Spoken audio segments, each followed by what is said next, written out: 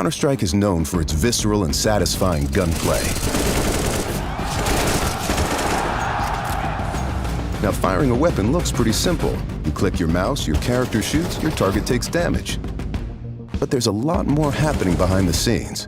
In previous versions of Counterstrike, the game only evaluated moving and shooting in discrete time intervals, or ticks, and time between those ticks didn't exist. For the most part, the experience was seamless, but sometimes those milliseconds between click and tick could be the difference between landing or missing your shot. That's why with Counterstrike 2, we're introducing sub-tick updates. Now the tick rate no longer matters for moving and shooting, so the server will know the exact moment you fired your shot, jumped your jump, or peeked your peek, and the server will calculate your precise actions between ticks.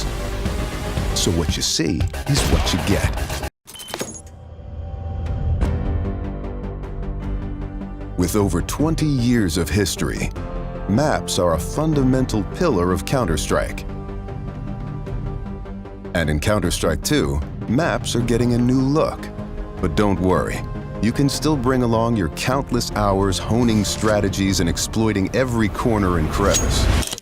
We took 3 approaches to improving maps while retaining their rich legacy. First, there are touchstone maps. Classic maps with solid foundations that players can use to evaluate gameplay changes from CSGO to Counterstrike 2. These have improvements to lighting and character read, but otherwise haven't been changed. Next, we have upgrades. These are maps that use new Source 2 lighting, including a physically based rendering system that produces realistic materials, lighting, and reflections. And finally, overhauls. The oldest maps have been fully rebuilt from the ground up, leveraging all of the Source 2 tools and rendering features.